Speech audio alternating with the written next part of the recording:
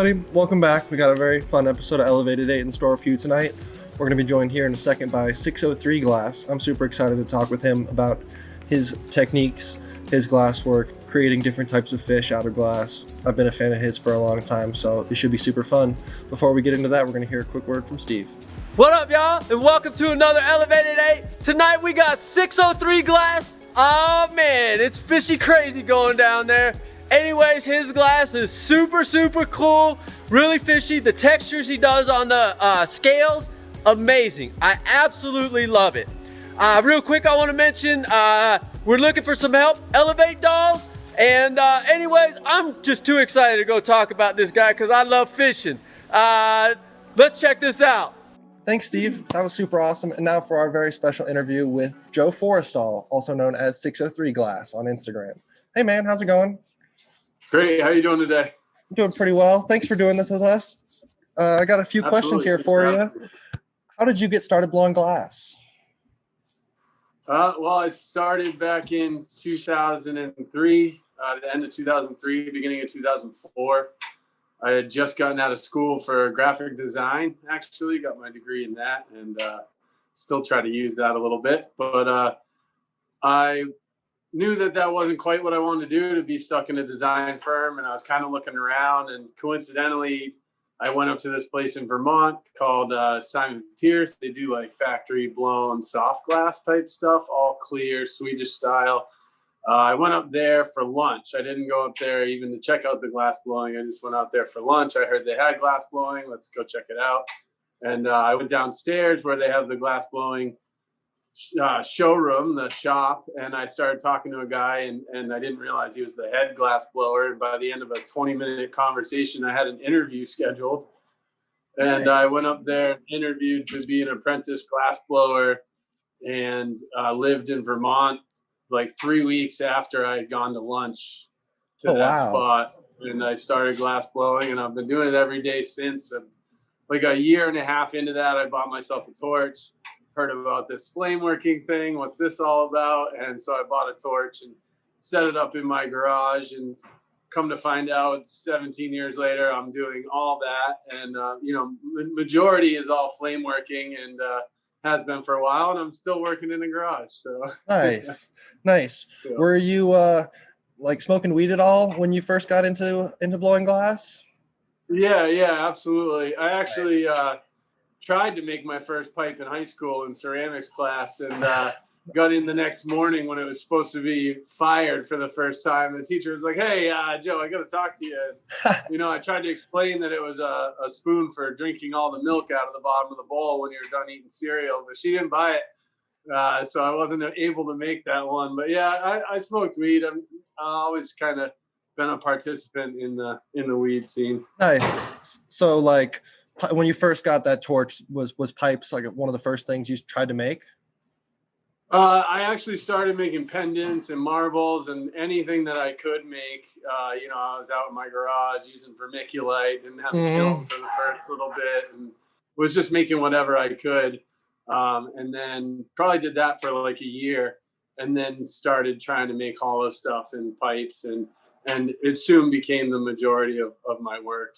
Nice. Do you have any of those old pendants or marbles from that first year or so? I tried to save some of them. I still have friends that have some of the original ones, and they'll send me pictures and look at this. It's nice to reflect and check out the old stuff and bring you back to that point. Yeah, definitely. So you mentioned that you were going to school for graphic design. Do you make art with any other mediums before you got into glass? I used to always paint and draw in high school, and growing up, I was always a cartoonist and illustrator. Was always doodling on newspapers and magazines and whatever. Done a little bit of painting and did a little bit in graphic design school. I thought that graphic design was the best way to commercialize my artwork. I almost went to school to be a wildlife biologist, but I couldn't. I didn't know if I'd be able to make any money or whatnot, and I decided to go with something that I was also passionate about, which was art, and I thought graphic design was that way to do that. So I've done some multimedia stuff with glass since then, and also I still do graphic work and are making stickers and graphics as much as I can and trying. That's what I was going to ask. Is You've got some really unique stickers. Do you do the designs of your stickers? Yeah, I do. I actually just got some in the mail today. So before the last batch of stickers I've done were actually made by my buddy Connor, Mr. Bloodshed, on the Instagram, and he's done a lot of my graphics. But I've since started to kind of take my own responsibility, my own time to do that, which has been cool. So yeah, I just like made this one here and got this printed today. That's a nice brook trout elk, and that was a fun design I made last week. And so I'm just trying to diversify, get more merch this year, and have fun designing stickers and kind of. So I'm open to designs. I'm open to things. If anybody wants to DM me fun designs or ideas or whatever. Heck yeah, that's awesome. So you're not just focusing on glass, but expanding on the merch side outside of glass. That's really cool. Yeah, absolutely. I'm trying to manage that too. Very cool. Did you have a mentor at all when you were first starting in your garage, or was it mostly self-taught? For a while it was self-taught. I was making pendants and marbles and small stuff, and then landed back in New Hampshire after Vermont, and met the guys down in Manchester, New Hampshire, Queen City Lamp Works. Hung out with them. They showed me how to make some pipes, and I was able to help them for a little bit. There are a bunch of really good guys down there, and still in the area. So I've had different mentors working out in Colorado with Worm and Bates. Learned a lot from them and Weird Ear, and but no like specific mentor. I didn't train under anybody. I was kind of just freewheeling and doing it on my own. For sure. That's how a lot of people who stay primarily working in the garage tend to be, is mostly those kind of lone wolf types. Yeah, you might say that. Have you ever taken any classes in your career?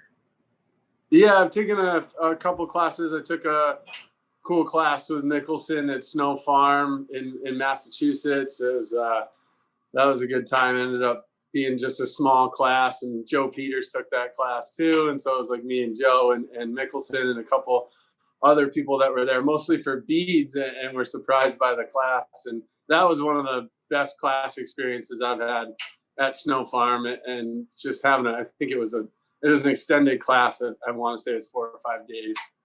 Nice. That sounds like a lot of fun with names like that working all around you. I'm sure there was so much to just soak up and absorb. Yeah, that was great.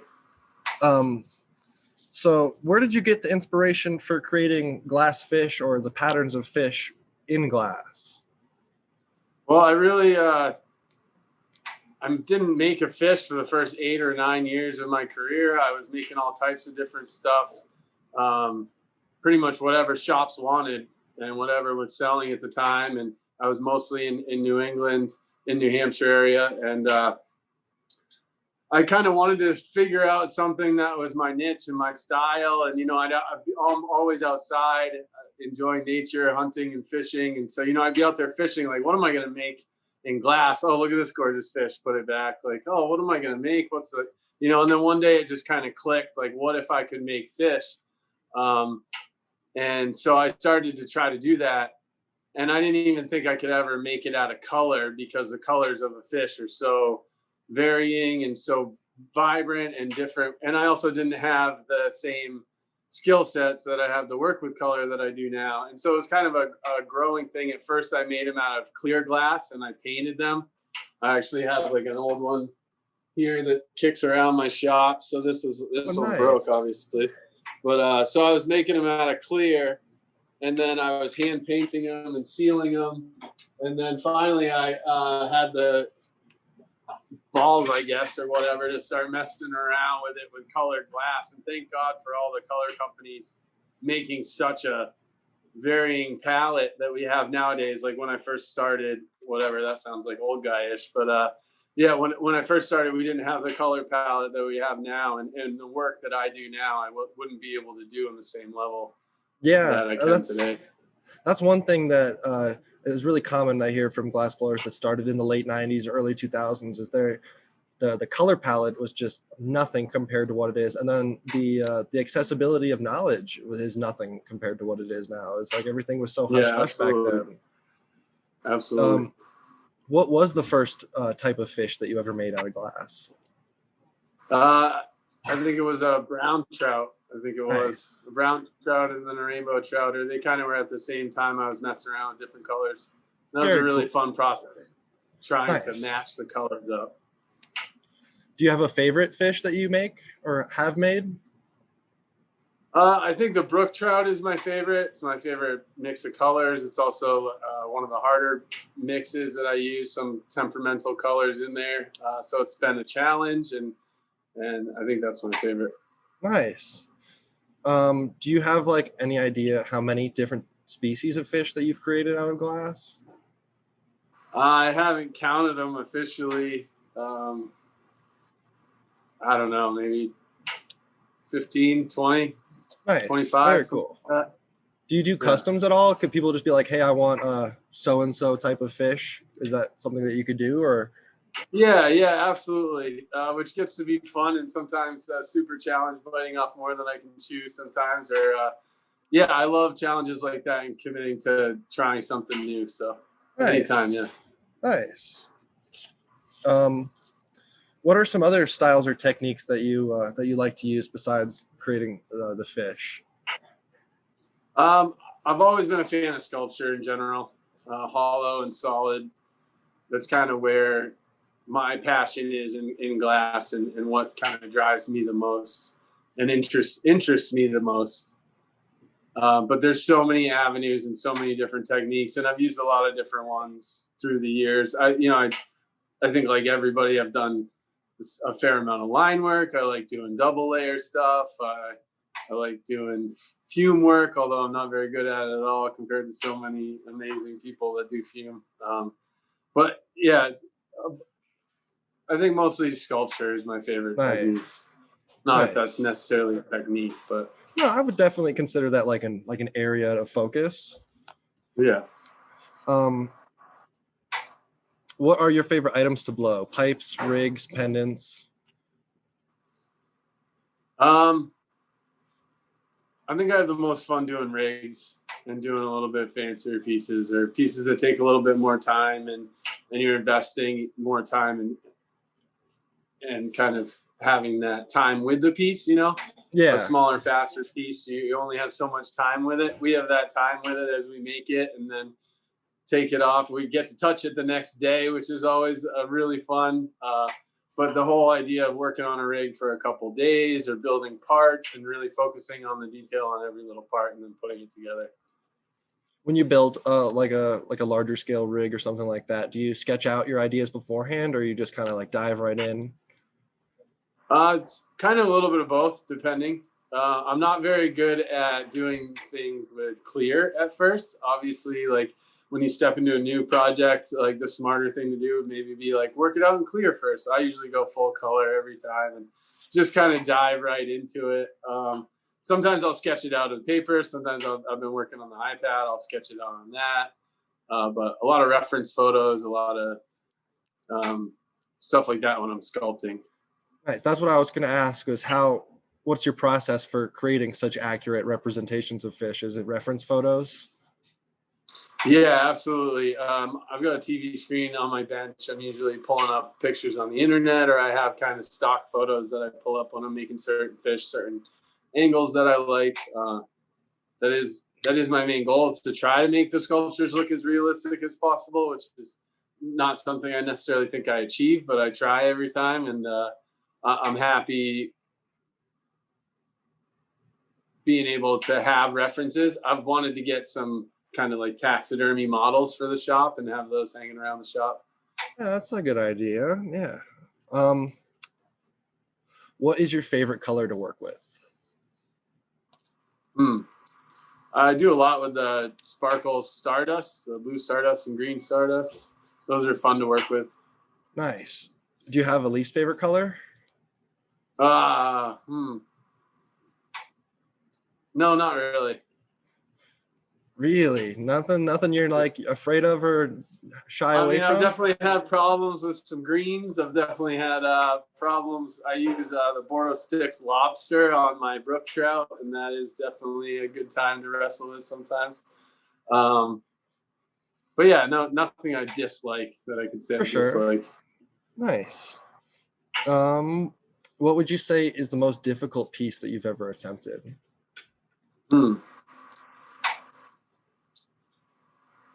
Man, it's kind of hard to say to narrow it down. I mean, I made some really fun guitars with Nick Eggert of Glasgow Creations. Those were demanding for us, and it's mainly even his project. I was just adding accessories and helping, but we had these big guitar bodies on the lathe going. That was challenging and tough. Nice. That sounds like fun.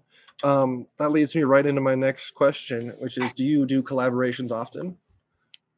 Yeah, I do. It's been kind of slow this past year, given the circumstances. Obviously. But yeah, it happens. yeah, I've done a lot of collabs and always down to do some. I think collabing is something so special and fun when you get to hang out with people and work and talk about everything while you work. I mostly prefer in-person collabs, but I'm always down to do mail collabs, especially this year. Yeah, definitely. Would you say that Glasgow Creations collab is your favorite collab, or do you have a different one that would you say is your favorite? Oh man, I mean, there's so many that are I love so much and have had so much fun. It's hard to narrow it down. I guess something that I value about collabs and about pieces in general is that many people get to enjoy them. And there's one collab that I made with KGB that was a donut trout. It was like we made it at his shop in Portland, and it was a big chocolate covered trout that was biting a donut with a hook through its mouth and a donut for the base. And I think that piece is probably the most sold or resold or traveled piece. I keep seeing new people buying it. And so I think that one's a special one because so many people have owned it and experienced it and had fun with it. And I like that idea. Nice. That's awesome. Do you have a favorite artist that you've collaborated with? Like just one, like a cool cat that you really enjoyed working with? I mean, I've literally enjoyed working with every artist that I've worked with. That's a good answer. I'll take that answer. Really hard to narrow that down. But yeah, I've had some wild times and crazy fun collab times. No, every one of them. Can't really narrow that down. I feel you. Glass blowers are pretty cool for the most part. For sure. Do you have any collaborations in the works right now? Let me see. Do I? I actually don't think I have anything lined up right now, but I'm down. Well, I got invited to do a bong show at the Dab Lab. I think that's coming up here soon. I got to start doing that. Nice. So yeah. Heck yeah. What is the most amount of time would you say that you spent on a single piece? Well, I mean, to like kind of working through a new piece, or if you were to put that whole process, either that would be one story. But yeah, I mean, I've spent probably 6 or 7 days on one or two pieces in my career, and that's a good investment in time for sure. Oh yeah, absolutely. Have you ever competed at any events before? I competed at Pink Slips last year. It's a competition on the East Coast. They had it at Forest City Glassworks. That was really fun. I don't know if you had ever heard of it. Yeah, I've heard of that. That was a good time. We competed, and there was, I want to say 8. I'm gonna mess these numbers up. There was maybe 8 glass blowers. We had 18 hours to make a piece. We're all making it in the same building, kind of like overnight. Started one day and went into the morning of the next, and we all threw down these pieces, and whoever won got to keep all the pieces. And by some luck, somehow they voted me as the winner, so I got to keep all the pieces. I competed against some of my really close friends and local people. Tammy Baller and Sable Hayes and Carl Ackles and Baller Glass and Dan DeLong and see if I don't name everybody, I'm gonna mess it up. I know that I'm forgetting some people there, but that was really fun, and I That's awesome. was happy to take home some pieces for my collection. So, Nice. Do you have like a sizable glass collection of your own? yeah, I do. Yeah, I do. Nice. Heck yeah. What sort of artists do you collect or do you have in the collection besides like those ones that you just mentioned? It's a wide variety of pieces that I've collected or been given, or I think like the first piece I bought was like an elbow pickle, a long time ago. I think that, not necessarily favorite, but I got a whole different array of pieces, and Heck yeah. I need to build a new display for them. Do you use your own pieces or just pieces in your collection? I use my own pieces and pieces in the collection. Mostly I keep a lot of my pieces unused. Nice. Of the stuff that you do keep, is it like maybe second quality stuff or things with flaws, or it's just something that's like special? Yeah, stuff of my own that I keep is mostly flawed, or I couldn't sell it, or something was up with it, or it wasn't as I try to keep pieces, but it doesn't happen as much as I'd like it to. For sure, that's not a bad thing. Do you have any projects that you're working on for the future right now? I've been making these fun pigs that are trout colored lately, so I'm doing a few series of those. I'd like to kind of not step away from the fish, but add some fun other sculptures this year. Nice. To kind of spice things up a little bit from my last couple years. Yeah, just like add some like different applications for the same. Absolutely. Thing. That's cool. Yeah. That's cool. So definitely we'll keep our eyes peeled for that. And I know that I've seen at least like two, I think, on your page already, right? Yeah, for sure. And I just made one today, so I'm excited about it. Nice. Do you still find the same love and passion that you had when you first started blowing glass? Yeah, I absolutely do. I mean, I'd be lying if I didn't say there wasn't times where it comes in waves or times that you struggle with it. But I mean, there's so much to have to enjoy in this industry, in the skill set, in the day-to-day stuff, that it's easy to find something to be passionate about and be excited about. Yeah, awesome. Is there anything else that you'd like to add?